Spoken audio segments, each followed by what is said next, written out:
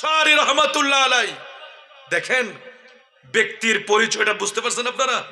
যিনি একজন তাফসিরের রাইটার, উনি কত বড় আলেম, মারহাবা বলবেন না? তাফসিরে কাশাফের রাইটার আল্লামা জাম্মাখশারি রহমাতুল্লাহ আলাই।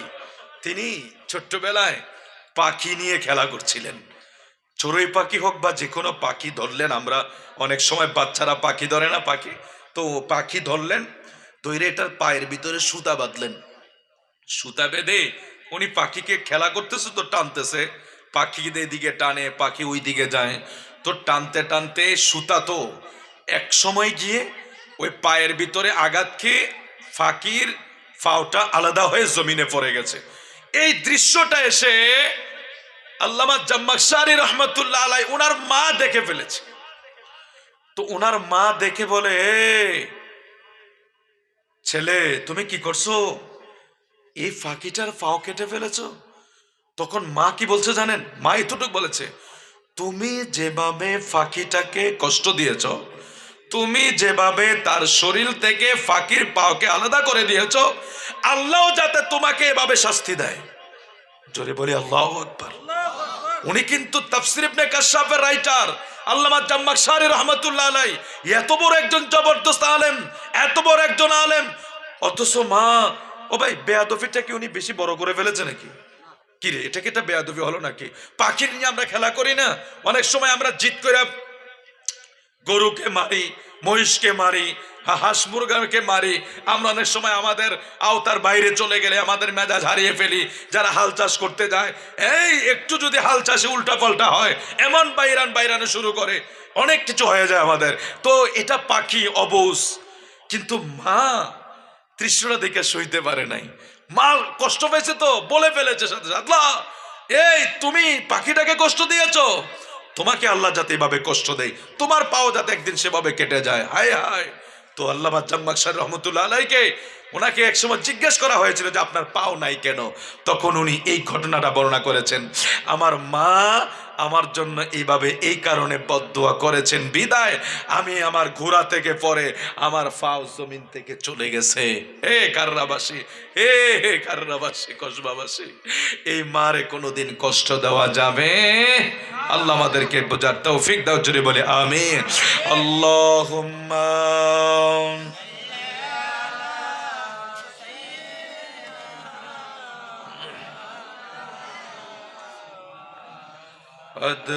আলা আলাইহি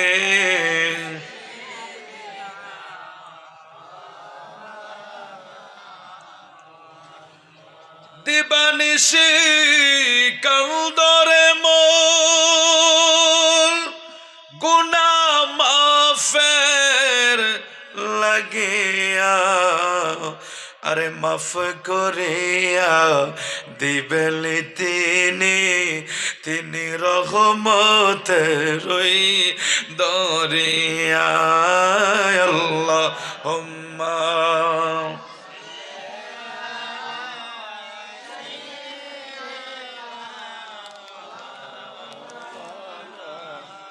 মুহাম্মদ ওয়া আলা আলিহি।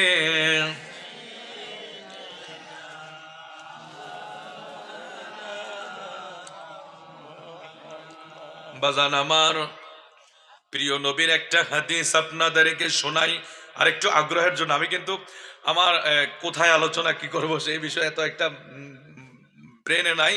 আমি জিজ্ঞেস করেছিলাম আমার ভাইদেরকে, বলছে আপনার যেটা ইচ্ছা হয়। তারপরও আমার যেটা, আমি স্টেজে বসে যেদিকে খেয়াল সেদিকে আমি চলে গিয়েছি।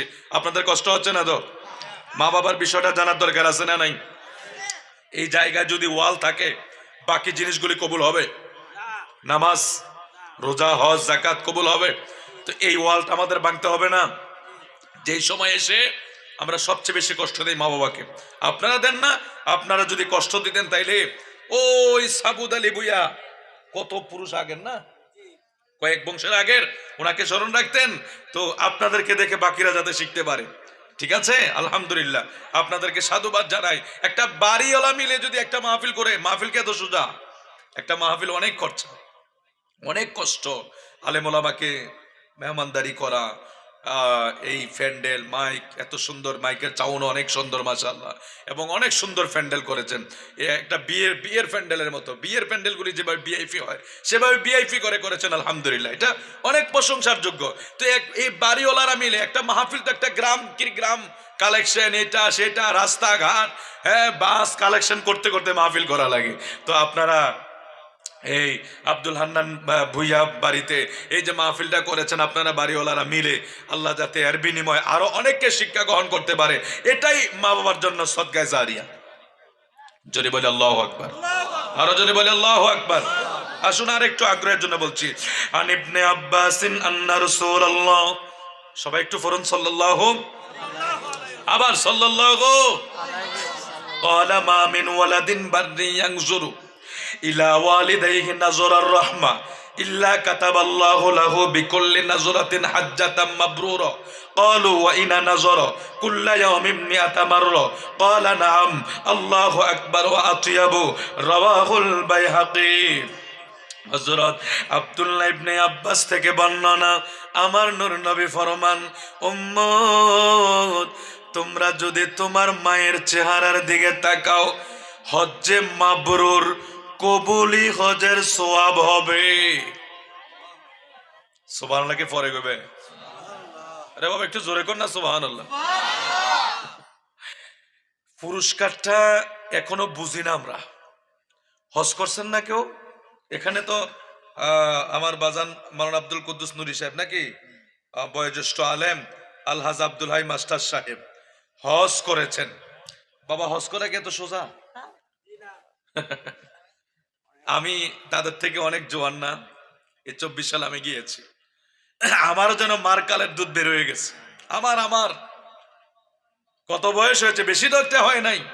এই বছর গিয়েছিলাম, আল্লাহ আপনাদের দোয়া এবং আল্লাহ পাকের অশেষ মেহেরবানিতে যাওয়ার তৌফিক হয়েছে। কিন্তু বাবা ওই দেশের গরমটাই তো সহ্য করতে পারবেন না।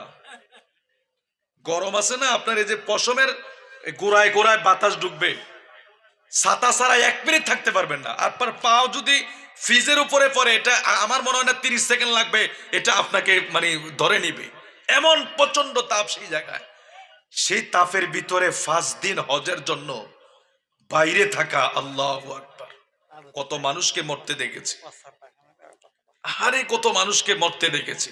যখন মুজদালিফা থেকে মিনায় রওনা, জামরায় রওনা হয়, হাজার হাজার লক্ষ লক্ষ মানুষ, মানুষের চিৎকার কান্না কে দেখে? এই জামরায় পাথর মারার জন্য রওনা হয়েছে, আল্লাহ এই লাইনে কত মানুষ মারা যায় নিজের চোখে দেখেছে। নিজেও তো এক সময় যে হতভঙ্গ হয়ে গিয়েছি, 1 ঘন্টা এক জায়গায় বসে আছি, বসাও তো দেয় না, নিচেটা গরম। এত কষ্ট হজ করা। হজের কথাটা কেন বললাম জানেন? আপনারা হজের কথা শুই নাও, একটু সুবহানাল্লাহ বললেন না। মানে এই জন্যই বলছি যে মায়ের চেহারায় হজ। কোথায় কোথায় মায়ের চেহারা তাকাইতে কি মিনা যাওয়া লাগবে? মুজদালিফা যাওয়া লাগবে? হাজরা আসওয়াদে সুমা দেওয়া লাগবে? তাহলে এই হজের কথাটা আমার নবী বলেছেন, এটা কি সন্দেহ আছে নাকি? ওমা সন্দেহ আছে নাকি? হ্যাঁ, এই হাদিস আপনারা বাইহাকি শরীফে আছে, মিশকাত শরীফে আছে, এবং এটা সহিহ সনদের হাদিস। হাবিবে কিবরিয়া বলেছেন, মায়ের চেহারায় তাকাইবা, কবুলি হজের সওয়াব হবে। একটু সুবহানাল্লাহ বলেন বাবা, জোরে বলি সুবহানাল্লাহ। এটা কত বড় নিয়ামত, কি আজীব বিষয়, কত বড় নিয়ামত। যেই হজ করার জন্য বাইতুল্লাহ তাওয়াফ করা লাগে, সাফা মারওয়া সাই করা লাগে, মিনায় রাত্রি যাপন করা লাগে, মুজদালিফা রাত্রি যাপন করা লাগে, আরাফায় যাওয়া লাগে, মুজদালিফায় 3 দিন পাথর মারা লাগে। 3 দিনের পাথর মারা তো কলিজা শুকায় আপনার ছিপ বানিয়ে ফেলবে, এত কষ্ট। আর তো বাকি পেরেশানি আছে। ওই হজের মতো হজ, যেই হজের কষ্টের শেষ নাই, ওই হজ আপনার আমার মায়ের চেহারার ভিতরে আমার নবী ঘোষণা করে গেছে। জোরে কোন সুবহানাল্লাহ, আরো জোরে বলি সুবহানাল্লাহ। সাহাবায়ে কেরাম আমার নূর নবীরে প্রশ্ন করে, ইয়া রাসূলুল্লাহ, নবী গো, আপনি বলছেন একবার তাকাইলে একটা হজের সওয়াব হবে। কি জিনিস বাইরে এসেছে দেখেন। সাহাবায়ে কেরাম আমার নবীকে বলে, ইয়া রাসূলুল্লাহ, নবী গো, আপনি বলছেন যদি একবার তাকাই একটা হজের সওয়াব হবে। ক্বালু ওয়া ইনা নাযারা কুল্লা ইয়াউমিন মিআতা মাররা। নবী গো, যদি দৈনিক 100 বার তাকায়, সুবহানাল্লাহ কি পরে কইবে? আরো জোরে করে আল্লাহু আকবার। আমার নবী বলছে একবার, নূর নবী বলছে ইলা ক্বালা মা মিন ওয়ালাদিন বাররি ইয়ানজুরু ইলা ওয়ালিদাইহি নাযারার রাহমা। কেউ যদি মায়ের দিকে রহমতের নজরে, দয়ার নজর দিয়া মার হাতে একটা কেজি কম্বল উঠাইয়া দিয়া, হ্যাঁ, 1 কেজি কম্বল কমলা উঠাইয়া দিয়া, আপেল উঠাইয়া দিয়া, মালটা উঠাইয়া দিয়া, একটা কিছু উঠাইয়া দিয়া মায়ের চেহারার দিকে যদি তাকায়, তাইলে আমার নবী বলছেন একবার হজের কথা। অথচ সাহাবায়ে কেরাম প্রশ্ন করে বসে, ক্বালু ওয়া ইনা নাযারা কুল্লা ইয়াউমিন মিআতা মাররা। নবী গো, যদি এইভাবে দৈনিক 100 বার তাকায় 100টা হজের সওয়াব হবে নি। আমার নবী কয় ক্বালা নাম, হ্যাঁ, 100 বার যদি তাকায় 100টা হজের সওয়াব হবে। জোরে কোন সুবহানাল্লাহ। দেখছেন কি পুরস্কার আমাদের জন্য দিয়ে গেছে। অথচ আমরা গড়ের হজটা করতাম পারি না, কিছুদিন পর পর মক্কা মদিনা যায়, মা কিন্তু বৃদ্ধাশ্রমে আছে না নাই? কিছুদিন পর পর উমরা করতে যায়, অথচ মাকে একটা ভালো কাপড় কিনে দেয় না, মার জন্য প্লেটে জায়গা হয় না, মার জন্য নিজের ভালো করে জায়গা হয় না, মা সর্বনিম্ন জায়গা, কারণ বৃদ্ধ হয়ে গেছে, বউরা ঠেলাঠেলি করে। এমনও ঘর দেখেছি, এমনও সংসার দেখেছি, পুত্রবধূ তার জামাইকে বলতেছে, ছেলেকে তার জামাইকে বলতেছে, তোমার মা যদি তোমার সাথে থাকে আমি তোমার সংসারে করব না। আরে আপনারা তো নাটক দেখেছেন, এগুলি বাস্তব হয়, অনেক অনেক বাস্তব হয়। অনেকে তো নাটক সিনেমায় দেখেছেন, এগুলি বাস্তবে অনেক হয়। যে ছেলে তার জামাইকে সে শাসাচ্ছে, তোমার মার সাথে আমি খাবো না, তোমার মাকে আমি সব খেদমত করতে পারবো না, আমি কে একানি, এই সেই। তবে একটা কথা মনে রাখবেন, ও ক্ষেতের ছাগা খেতে বাগে লাইলে উঠে না। আপনি যে আচরণ করবেন সেই আচরণটা আবার আবার সেই জায়গায় একদিন শাশুড়ির জায়গায় সবাই আসতে হবে নি, শ্বশুরের জায়গায় সবাই আসতে হবে না? তো সবাই যখন আসতে হবে, সেই হিসাব করে তো আমাদের আচরণটাও করার দরকার আছে না নাই? বলুন বাবা, আল্লাহ আমাদেরকে বুঝার তৌফিক দেখ, জোরে বলে আমিন। আমি কবর সম্পর্কে একটা হাদিস শরীফ বলবো, তারপর ইনশাল্লাহ কিয়াম হয়ে যাবে। যারা আশেপাশে আছেন সবাই চলে আসেন, আল্লাহ আমাদেরকে কবুল করক, জোরে বলে আমিন। বিসমিল্লাহির রহমানির রহিম। মিনহা খলাকনাকুম ওয়া ফিহা নুঈদুকুম ওয়া মিনহা নুখরিজুকুম তারাতান উখরা। জোরে জোরে বলি আল্লাহু আকবার। আমরা যখন কবরে মাটি দেই 3 বার এই কথাটা বইলা মাটি দেই কি দেই নাও? এই আয়াতটা 3 অংশে আমরা ফয়রা ফয়রা মাটি দেই। এখানে একটা সওয়াবের কথা আপনারা শুনিয়া লন।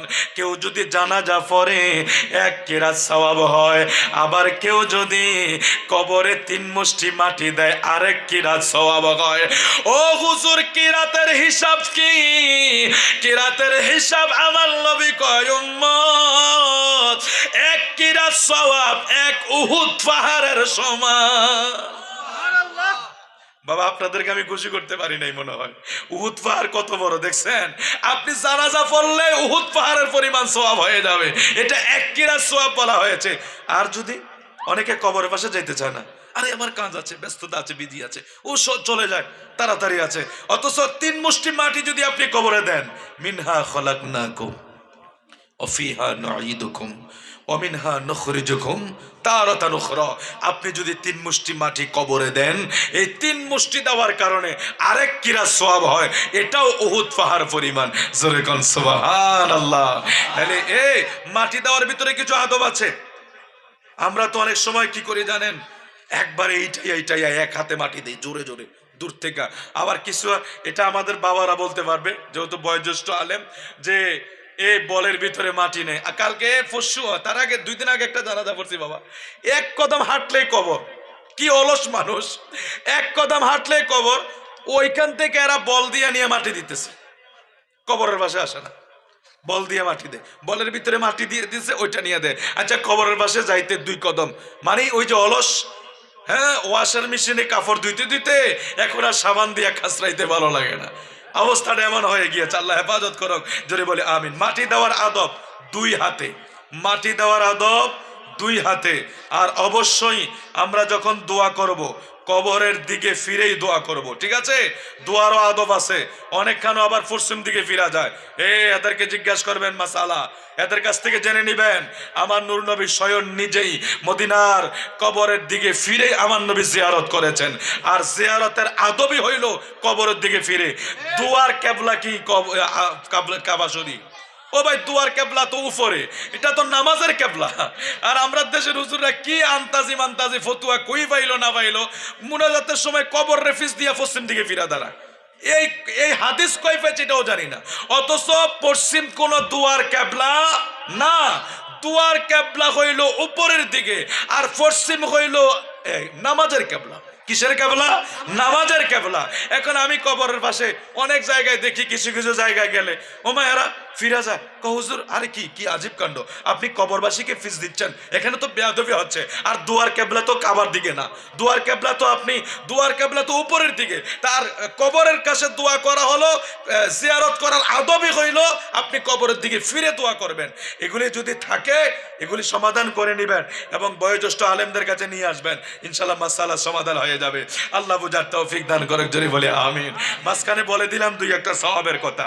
ওয়ান আবি হুরায়রা قال رسول الله صلى الله عليه وسلم إذا قبر الميت أتاه ملكان أسودان أزرقان يقال لأحدهما المنكر والآخر النكير فيقولان ما كنت تقول في هذا الرجل فيقول ما كان يقول هو عبد الله ورسوله أشهد أن لا إله إلا الله وأن محمدا عبده ورسوله فيقولان قد كنا نعلم أنك تقول هذا ثم يفسح له في قبره 70 ذراعا في 7 ثم ينور له فيه ثم يقال له نام فيقول أرجع إلى أهلي فأخبرهم فيقولان نام كنومة العروس الذي لا يقظه إلا أحب أهله إليه حتى يبعثه الله من مضجعه ذلك وإن كان منافقا قال سمعت الناس يقولون فقلت مثله لا أدري فيقولان অনেক লম্বা হাদিস, এটা তিরমিজি শরীফের হাদিস, লম্বা একটা রওয়ায়াত। কসবাবাসী, আমরা সব সময় শুনছি কবরের ভিতরে প্রশ্ন হইব কয়টা, জানি না সবাই তো, একটু জোরে কর না, কয়টা? আরো জোরে। আজকে একটা ফেস লাগাই দেই নাই, আজকে তিরমিজি শরীফের তো একটা লম্বা হাদিস আছে যে কবরে প্রশ্ন হইব একটা। হুজুর তো বসা আছে পাশে নাকি, অনেক বড় আলেম না, আমি বুঝতে পারতেছি তো, আমার তো ভয় লাগতেছে। আর এই আমি তো এমনি মোটা মানুষ, ফ্রিজ আঘাত বসেও তো আমরা তো ধরেন স্টেজে বইলে সোফাও কথা গল লাগে, সোফাও কয়ে যে না রে এটা যে বইছে আমার তো অবস্থা খারাপ হয়ে যাইতেছে। আর আমার পাশে যে দুইটা বয়ে দিচ্ছেন মাসাল্লাহ দিলে, এইসব জাপানি ইঞ্জিল আলহামদুলিল্লাহ কোন এরা এখনো যা পারবে আমরা তাদের 5 ভাগের 1 ভাগও পারবো না, কারণ আমাদের হাট আমাদের সবকিছু এদের অনেক দুর্বল। মাশাআল্লাহ, আল্লাহ কবুল করুক, জোরে বলে আমিন। এদের হায়াত আল্লাহ বরকত দেখ, জোরে বলে আলিম আমিন বলেন, আমিন বলেন। এরা সমাজের জন্য রহমত, সমাজের জন্য নিয়ামত, শান্তির জন্য এদের আমাদের বড় প্রয়োজন। এজন্য আমরা দোয়া করি আল্লাহ যাতে এদের হায়াতে বরকত দেখ, জোরে বলে আমিন। এই হাদিস শরীফটা পরে আমি কিয়াম শরীফ দিয়ে দেব ইনশাআল্লাহ। প্রিয় নবী সাল্লাল্লাহু আলাইহি ওয়াসাল্লাম বলেন, আবু হুরায়রা থেকে বর্ণনা, নবীজি ফরমান ইজা কুবিরুল মাইয়িতু, মাইয়িতকে যখন কবরে রাখা হয়, ও খাররাবাসী, মানুষ ইন্তেকাল করার পরে কই রাখে? কন্যা জোরে কন্যা, কবর সিনের না মনে হয় নাকি? অপরিচিত জায়গা, হ্যাঁ পরিচিত জায়গা না, কেউ যাইতো না নাকি? কেউ যাইতো না, কিন্তু যাওয়ার সময় গেলে কেউ লাগতেও পারে।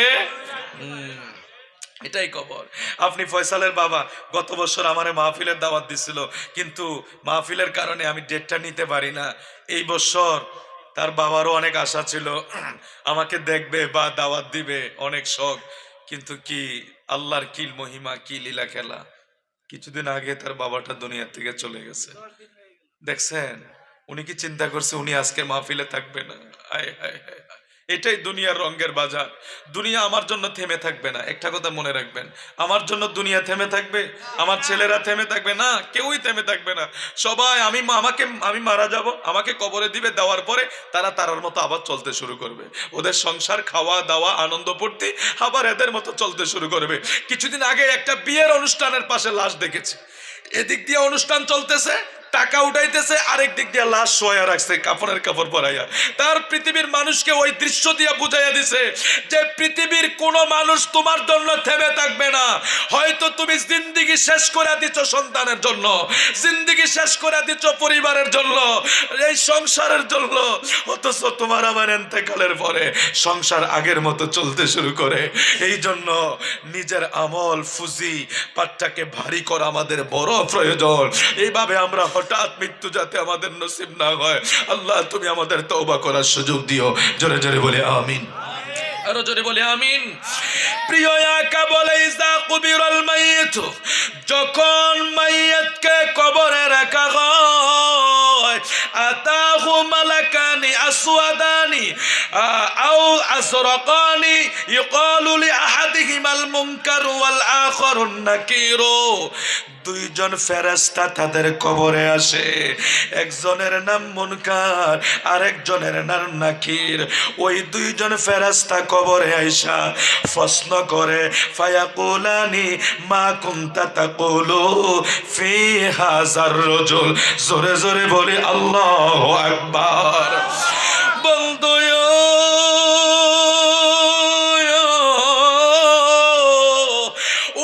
ওইটাও ঠিক আছে, বুখারীর হাদিসে আছে কবরের ভিতরে তিনটা প্রশ্ন করা হবে, সেটাও আমরা মানি।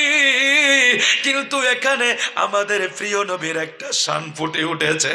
কারণ অনেকেই বলে এত নবী নবী করস কেন, কবরে গেলে কি আগে নবীর কথা জিগাইবনি? এরম কথাই আমরা দেশে বলে কি বলে না?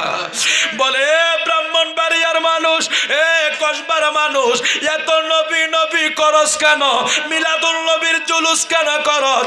এইগুলা নিয়ে আমরা রে অনেক অপবাদ দেয়। কয় কবরে গেলে কি তোরা রে নবীর কথা আগে জিগাইবনি? আগে তো জিগাইব মান রব্বুকা, রবের কথা।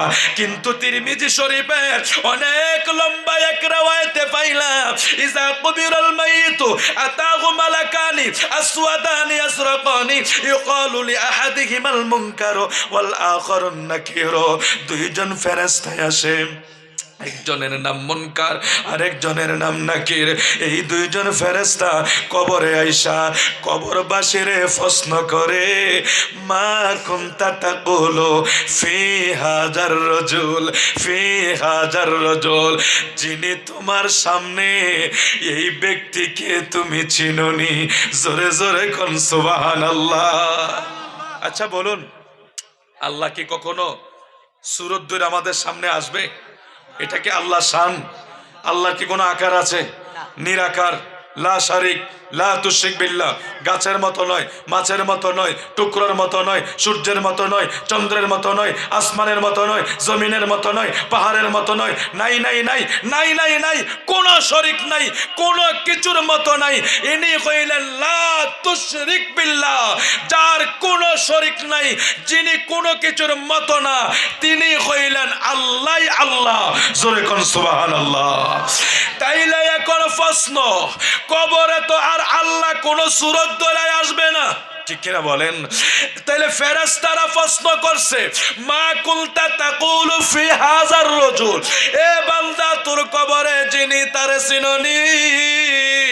আমার নবী কয়, উম্মত রে, যদি সে ইমানদার হয়, যদি সে মুমিন হয়, সে জবাব দিবে ওয়া আব্দুল্লাহি ওয়া রাসূলুহু আশহাদু আল্লা ইলাহা ইল্লাল্লাহ ওয়া আন্না আন্না মুহাম্মাদান আবদুহু ওয়া রাসূলুহু।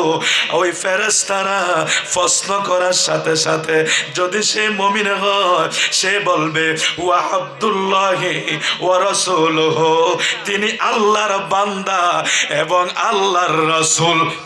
সুবহানাল্লাহ, কয় না সুবহানাল্লাহ, কয় না?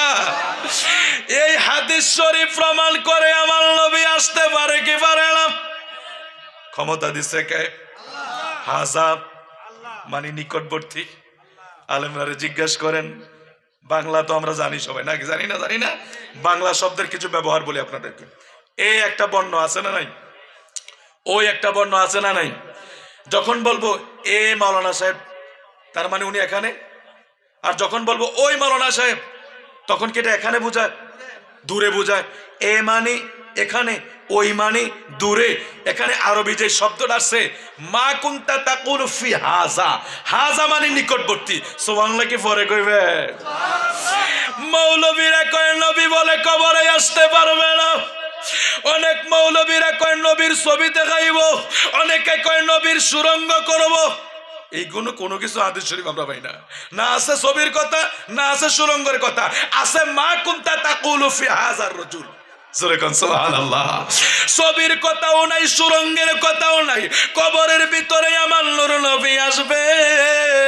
জোরে কোন ইয়া রাসূলুল্লাহ। মা কুনতা তাকুলু ফি হাযার রাজুল। ফেরেশতারা যখন প্রশ্ন করবে, এ বান্দা এই ব্যক্তি সম্পর্কে তোমার ধারণা কি, পরিচয় তুমি জানো কিনা?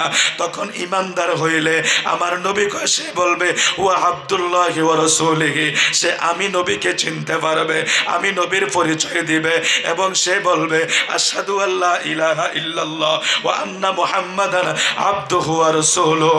সে এইভাবে যখন আমি নবীজির সাক্ষী দিয়া দিবে, আমি নবীর যখন সাক্ষী দিয়া দিবে, আমি নবীর পরিচয়টা যদি কবরে দিতে পারে, ও খাররাবাসী শোনো, ফেরেশতারা বলবে তুমি যা বলেছ সত্য বলেছ, আমরা জানতাম তুমি এটাই বলবা।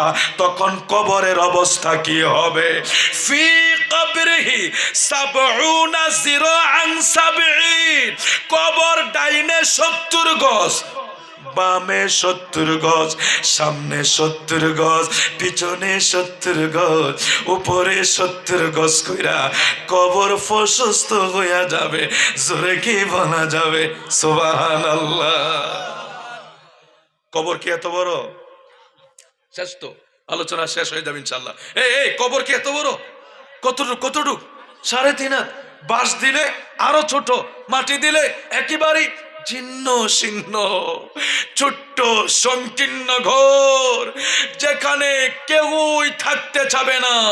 রাজা বাদশার রাজপ্রাসাদ ছেড়ে দিতে হয় যখন কুল্লু নাফসিন যায়িকাতুল মাউত, মউত যখন হাজির হয়ে যায়, আল্লাহ আরো বলে দেয় আইনামা তাকুনু ইউদরিকুমুল মাউতু ওয়ালাউ কুনতুম ফি বুরুজিম মুশাইয়াদা। পৃথিবীতে অনেক জায়গা আছে ফালানোর। এই বাংলাদেশে দৌড়ানি দিলে ভারতে যাইবা, ভারতে দৌড়ানি দিলে অন্য দেশে যাইবা, এই জেলা থেকে আরেক জেলায় ফলাইবা। আল্লাহর মউত যদি তোমাকে ধরতে আসে, আইনা মা তাকুনু, কোথাও ফালানোর জায়গা নেই। মউত থেকে ফালানোর জায়গা আছে? বলো না ফালানোর জায়গা আছে? সবকিছু থেকে ফালাইতে পারবো। জেলখানার অনেক লম্বা ওয়ালা টপকানো যায়, কিন্তু মউত থেকে ফালানো সম্ভব না, কোনোদিনও সম্ভব না। সবাই সেই কবরে যায় কি যায় না? তাহলে কবর কি? ছোট্ট জায়গা, একেবারে ছোট্ট, একেবারে সংকীর্ণ। এ বাবা দেখেন হাদিস শরীফে নবীজি বলছেন ফি কবরিহি সাবউনা জিরআন ফি সাবঈন, কবর চতুর্দিকে 70 গজ করে প্রশস্ত হয়ে যাবে। একটু আওয়াজ করে বলতে হবে সুবহানাল্লাহ, আওয়াজ করে বলতে হবে ইয়া রাসূলুল্লাহ। আমার নূর নবী ফরমান উম্মত, যদি তুমি আমি নবীর পরিচয়টা কবরে দিতে পারো, চতুর্দিকে কবর 70 গজ করে দৈর্ঘ্য হয়ে যাবে। শুধু তাই নয়, সুম্মা ইউনাওয়ারু লাহু, কবরে কি লাইট আছে? ওই ভাই কথা কোন না, আলোর ব্যবস্থা আছে? কেউ বাতি জ্বালায় কবরের ভিতরে, জ্বালাইলে দুইটা উপরে জ্বালাই, এটা কি লাভ হইব? মোমবাতি অনেকে জ্বালায়, কিন্তু এটা কি কোনো লাভ হইব? কোনো লাভ নাই। অত কবরের ভিতরেও জ্বালাইলে কোনো লাভ হইব? এটা পরজগতের বিষয় না। অথচ আমার নূর নবী কয়, উম্মত রে, যখন তুমি আমার পরিচয় দিবা, কবর প্রশস্ত হইয়া শুধু ক্ষান্ত হবে না, ওই কবরের ভিতরে সুম্মায়ু নাওয়ারু লাহু, নূর প্রবেশ করবে। জোরে বলি আল্লাহু আকবার। সুম্মায়ু নাওয়ারু লাহু, কবরের ভিতরে আলো প্রবেশ করবে। অন্ধকার কবর আর অন্ধকার থাকবে না, এটা আলোকিত হইয়া যাবে। এটা যখন আলোকিত হইয়া জান্নাতের বাগান হইয়া যাবে, এখানে আরেকটা মজার বিষয় আছে। আমার নবী কয়, মুর্দার যখন দেখবে তার কবর কত বড়, তার কবরে আলো জ্বলে, সে খুশি হইয়া বলবে, ফায়াকুলু আরজিউ ইলা আহলি ফাউখবিরুহুম, আমাকে একটু আমার পরিবারের কাছে যাইতে দাও। সুবহানাল্লাহ না? আসার সুযোগ আছে? কেউ আসছিল? কারা আসছে? কেউ যদি আসে এলাকার লোক থাকবো, ও দৌড়ে ভালাই বসে, এই এই কি কি কি, ওই দাদা তো কবরে চলে গেছে, ও করতে আসলো। কেউ যাবে দাদার কাছে? না, বয়ে সব পালাইবে। কারণ এটা কি সম্ভব নাকি? এটা মনে হয় জিন হবে বা অন্য কিছু হবে, সবাই দৌড়িয়া পালাবে।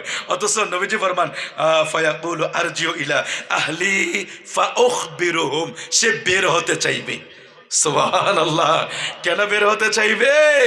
আমার নূর নবী কয়, ওই কবরে যখন সে আনন্দ মুহূর্ত দেখবে, কবরে যখন সে তার শান্তিময় জায়গা দেখবে, সে ফেরেশতারা বলবে, ও মুনকির নাকির ফেরেশতারা, আমাকে একটু আহলের কাছে যাইতে দাও, আমারে আবার দুনিয়ায় যাইতে দাও, আমার পরিবারের কাছে আমারে যাইতে দাও। কেন কেন?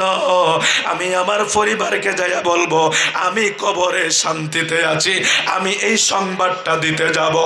ওই সময় ফেরেশতারা বলবে, এ আল্লাহর বান্দা, ফায়াকুলানি নামকা নাওমাতিল উরুজ, দুইজন ফেরেশতা বলবে, তুমি দুনিয়ায় আর যাইতে হবে না, যাওয়া লাগবে না, যাওয়ার কোনো লাইন নাই, তুমি ঘুমায়া যাও, যেভাবে দুলা দুলহানি ঘুমায়, তুমি ঘুমায়া যাও, তোমাকে আর কেউই জাগাবে না কিয়ামতের আগ পর্যন্ত।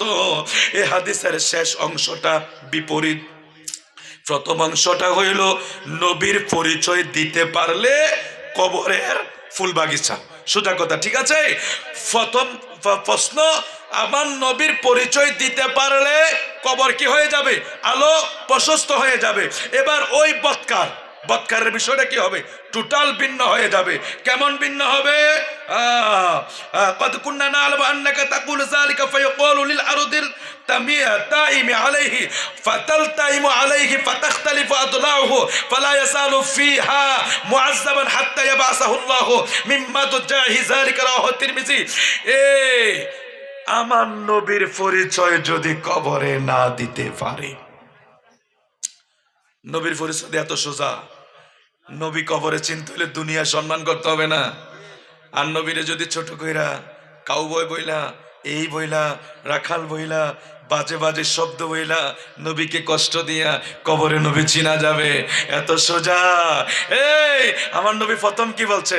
আমাকে চিনতে পারলে এই হাল হবে কবরের, আর না চিনতে পারলে কবরের মাটি দুই দিক থেকে আইসা এমন জোরে চাপা দিবে, ফাজরের হাড়গুলো ভাঙ্গা পরস্পরের ভিতরে প্রবেশ করে ফালাইবে, এমন জোরে কবরের মাটি চাপা দিবে। যদি নূর নবীরে চিনতে না পারো, এ কাররাবাসী, এ কসবাবাসী, অনেক কষ্ট দিয়া ফালাইছি, আপনাদের কাছে বিনয়ের সাথে অনুরোধ করে যাব, মা বাবার খেজমত কইরো, কবরের কথা স্মরণে রাখো, আমার নূর নবীরে ভালোবাসিও, জিন্দেগি ইমানের হাতে, ইমানের হালতে চালাইও, নিজের হাত দ্বারা জবান দ্বারা কারো ক্ষতি কইরো না। আজকে সাবুদ আলী ভূঁইয়া সাহেবের স্মরণে ওনার নাতিপতিরা যেভাবে মাহফিল করে, এই মাহফিল সবাই যেন করতে পারে। আল্লাহ কবুল করো, জোরে জোরে বলে আমিন। আসুন আমার নবীরে দাঁড়ায়া একটু সালাম জানায়া নবী।